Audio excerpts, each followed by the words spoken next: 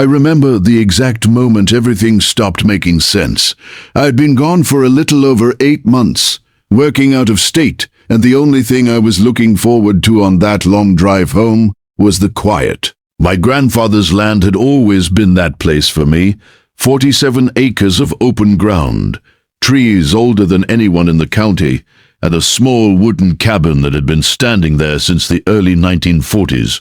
No traffic, no noise, no neighbors for miles. Just wind through the trees and the creak of the old porch boards. But as I turned onto the dirt road that led to the property, something felt wrong almost immediately.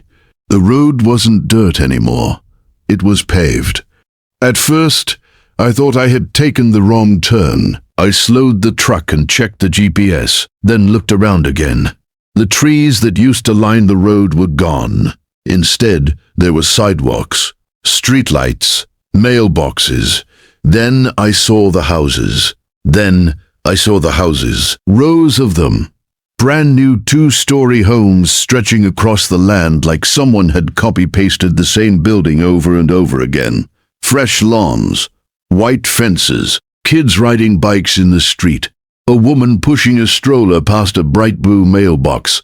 For a moment, I honestly thought I was lost. But then I saw something that made my stomach drop. Off to the left, about 200 yards away, sitting awkwardly between 2 brand new houses, was my grandfather's cabin. The same crooked chimney, the same rusted tin roof. It looked completely out of place, like a forgotten relic dropped into the middle of a brand new suburban neighborhood.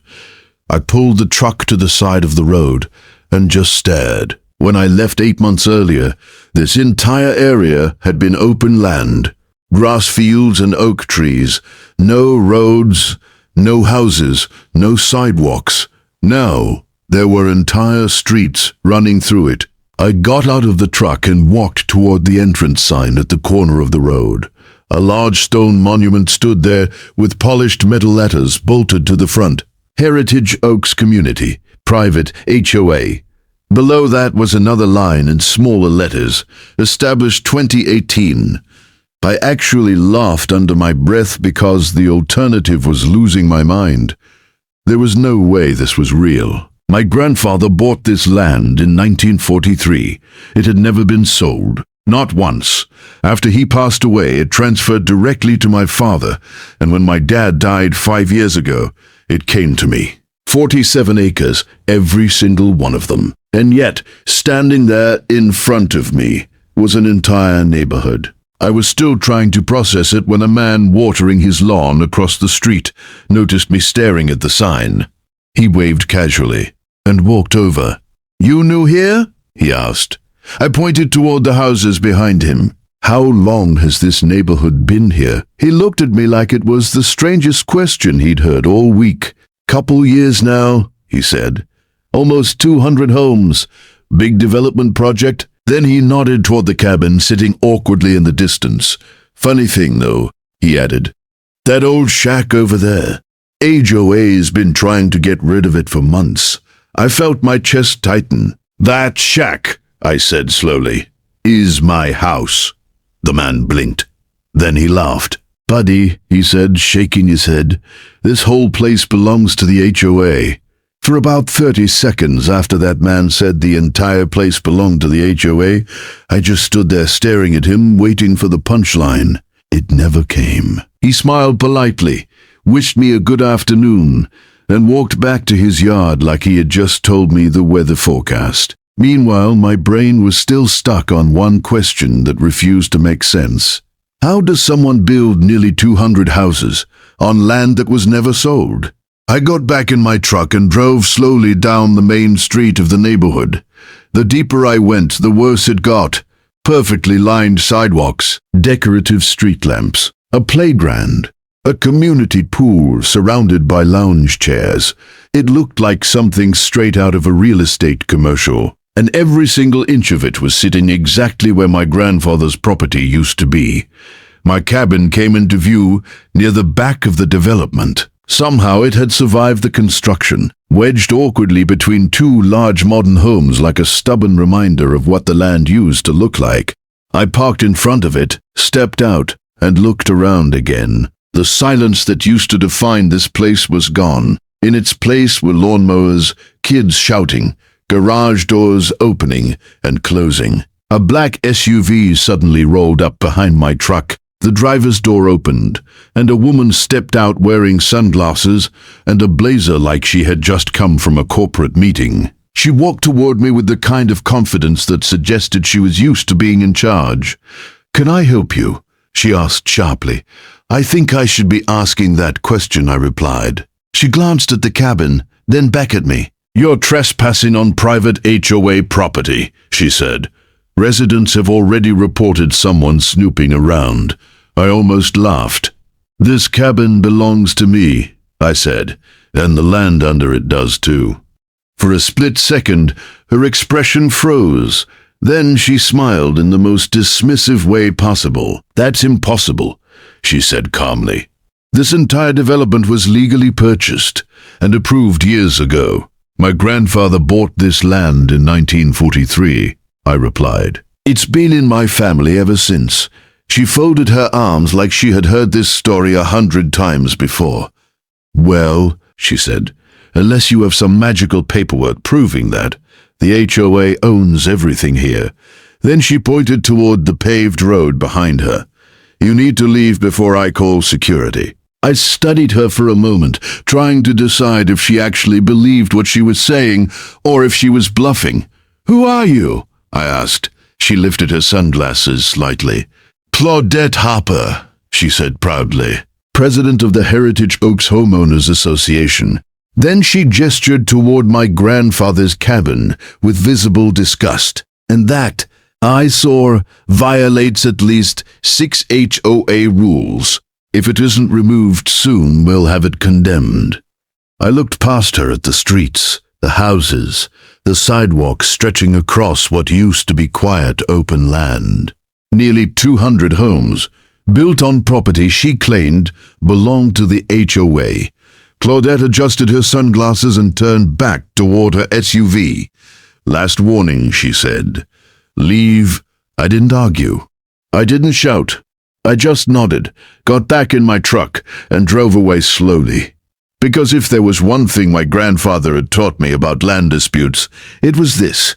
The person who talks the loudest usually has the weakest paperwork. And if Claudette thought I didn't have proof, she was about to learn a very expensive lesson. By the time I pulled into my driveway that evening, my head was still spinning.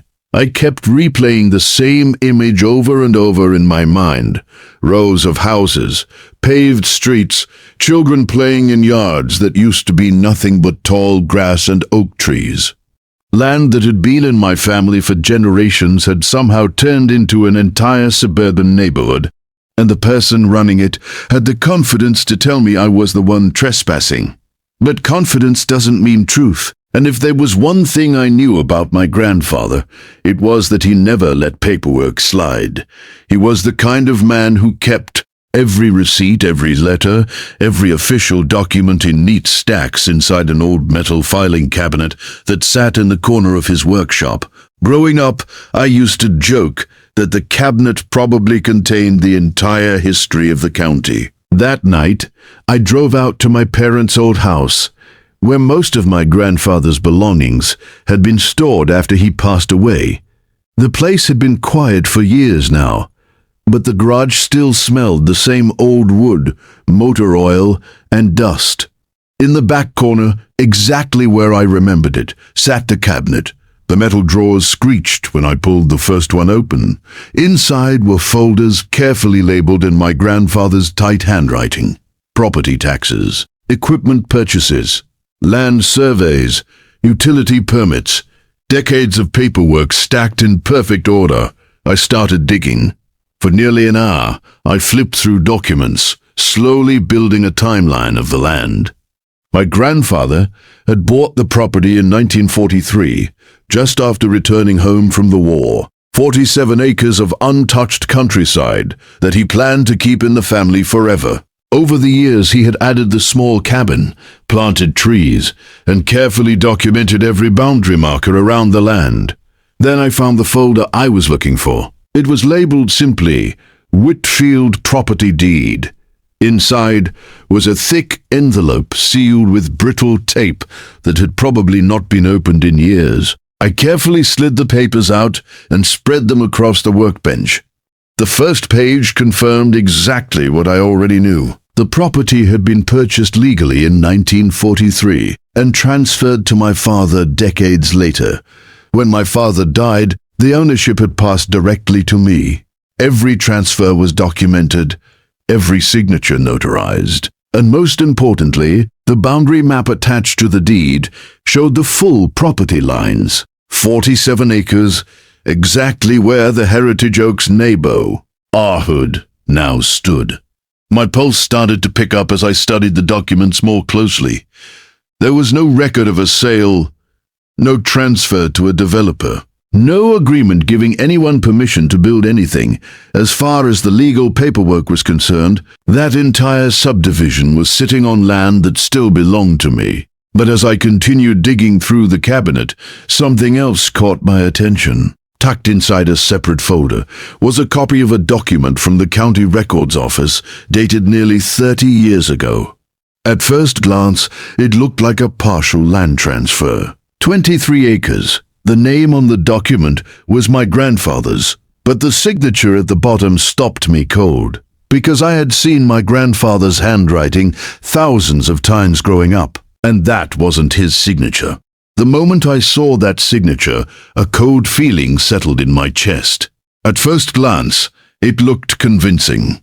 The name matched my grandfather's. The document had an official county stamp. Anyone flipping through records quickly would probably assume it was legitimate.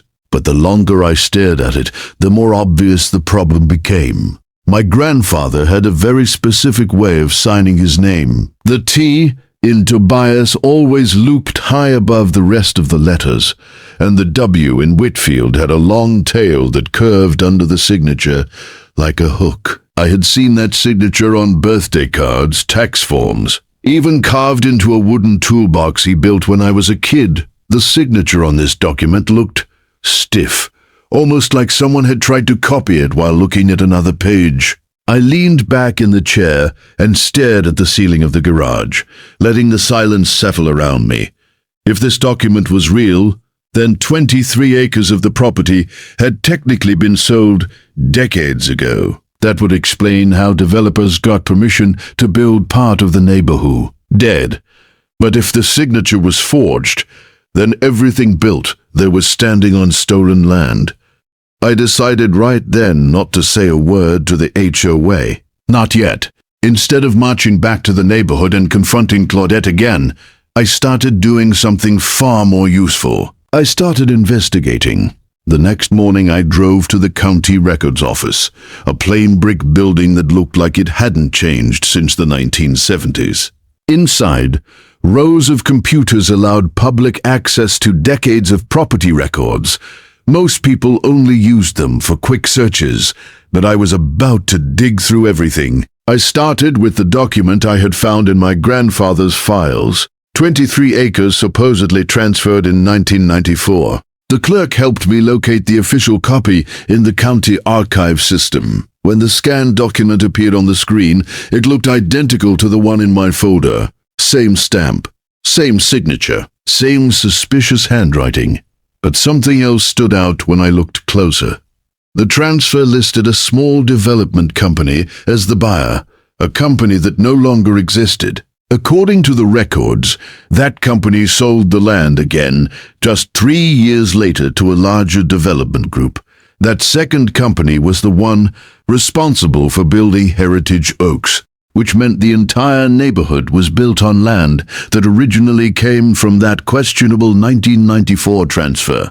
I printed copies of everything and left the courthouse with a folder thick enough to start a legal battle. But paperwork alone wasn't enough.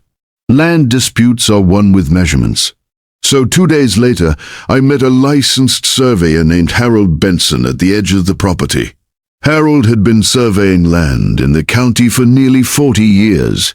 He carried a GPS unit, old boundary maps, and the calm patience of someone who had seen plenty of messy property disputes. We spent the entire Afternoon walking the perimeter of the neighborhood.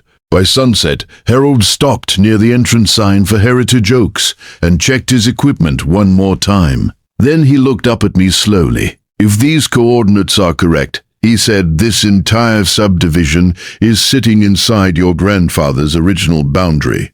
He paused and pointed toward the rows of houses stretching across the land, every one of them. 3 days after the survey, the first letter arrived. It was sitting in my mailbox when I got home from work, printed on thick paper with a bold logo at the top, Heritage Oaks Homeowners Association. I already knew who it was from before I opened it. Inside was a formal notice accusing me of trespassing on private community property. According to the letter, several residents had reported a suspicious individual repeatedly entering restricted HOA areas. It warned that if I continued entering the neighborhood without authorization, legal action would be taken. At the bottom of the page was a signature, Claudette Harper, HOA President. I actually laughed when I read it, because at that exact moment, sitting on my kitchen table, were copies of documents proving the opposite. If Harold's survey was correct, and I trusted that man more than any HOA board, then the entire neighborhood Claudette was defending so aggressively was built on land that still legally belonged to me. And yet she was threatening me with trespassing. 2 days later, a second letter arrived. This one was more aggressive. Now the HOA was demanding that I remove or repair the abandoned structure on what they called Lot C-17, which apparently was their official designation for my grandfather's cabin. The letter claimed the building violated multiple HOA regulations, including exterior maintenance standards and architectural guidelines, if the issue wasn't resolved. Within 30 days, they warned the HOA would pursue legal options to have the structure condemned and demolished. Demolished. I stared at that word for a long moment. That abandoned structure was a cabin my grandfather built with his own hands after coming home from the war. I had spent summers there as a kid learning how to fish, split wood, and repair fences. Every plank of that place held a memory, and Claudette wanted it torn down. But instead of reacting, I did the one thing she clearly wasn't expecting. I stayed quiet. No angry phone calls. No public arguments. While the HOA kept sending letters, I kept collecting evidence. Harold finalized the official survey report, confirming the original boundary lines. I ordered certified copies of every property transfer from the county records office, going back 80 years. I even tracked down a retired notary who had worked in the county during the 1990s and showed him the suspicious 1994 document. He studied the signature for a long time before shaking his head. "That doesn't look like something signed in front of a notary," he said. Piece by piece, the picture became clearer. Someone decades ago had created a forged land transfer that allowed developers to buy and build on property they didn't actually own. And now the entire Heritage Oaks community was sitting on top of that mistake. Meanwhile, Claudette was growing more confident. At a neighborhood HOA meeting a week later, she apparently told residents that the trespassing man, claiming ownership of the land, was nothing more than a disgruntled outsider trying to cause trouble. She even joked that if I showed up again, security would escort me out. That was fine with me, because by then, I had already hired a lawyer, and while Claudette was busy writing warning letters and giving speeches to the neighborhood, my attorney was quietly preparing. Something far more dangerous. A court filing. The court date arrived faster than anyone expected. For weeks, rumors had been spreading through Heritage Oaks like wildfire. Some people believed Claudette's version, that a bitter outsider was trying to scam the neighborhood. Others weren't so sure anymore, especially after receiving official court notices mentioning property ownership disputes tied to their homes. But on the morning of the hearing, most residents still believed one thing: Claudette would crush the case. After all, she had lawyers, documents, and the full authority of the HOA behind her. The story she had been telling for weeks painted me as a troublemaker chasing easy money. When I walked into the courthouse that morning, I could feel the stares. A few residents sat in the back rows whispering. Claudette was already there at the front table with two expensive-looking attorneys and a stack of neatly organized folders. She wore a confident smile that suggested this was going to be quick. When she noticed me, her expression shifted into something almost amused, like she was watching someone walk into a trap. The hearing began with her lawyer speaking first. He laid out a polished narrative. According to him, the HOA had legally purchased the development land decades ago, built a thriving residential community, and now faced harassment from an individual falsely claiming ownership. He even held up the 1994 deed, the same document Harold had shown me weeks earlier. This clearly proves the property was transferred legally, the attorney said confidently. The plaintiff's claims are entirely baseless. Several people in the courtroom nodded. It looked convincing. Then the judge turned toward my attorney. Your response? My lawyer stood slowly, calm and deliberate. Your Honor, he said, the defense relies entirely on that 1994 deed. He paused, and that document is fraudulent. The room shifted. My attorney placed a thick folder on the evidence table and slid the first page toward the judge. Certified county records. Original property surveys from the 1940s. Tax filings showing continuous ownership by my grandfather's estate. Then came the final piece, the original deed, not a photocopy, not a scan. The actual recorded deed preserved in county archives for decades, showing that the property had never been legally transferred to the developer. The judge leaned forward, examining the documents carefully. Claudette's confident posture began to stiffen. My lawyer continued, we also have a licensed surveyor prepared to testify that the boundaries of the current subdivision overlap directly with the Whitfield property. The judge looked up. Call your witness. Harold walked to the stand with the steady confidence of a man who had spent 50 years proving land boundaries for a living. He explained the survey markers, the original coordinates. The concrete monuments buried underground decades ago. Then he showed the updated GPS survey results. And suddenly the quiet courtroom felt very small, because the evidence showed something no one in Heritage Oaks had ever imagined. The subdivision wasn't partially on my land. It was almost entirely on it. Nearly 200 homes, parks, roads, even the HOA clubhouse. All built on property that had never legally left my family's name. The silence that followed was so heavy you could hear papers shifting on desks. Claudette's lawyer leaned toward her, whispering urgently.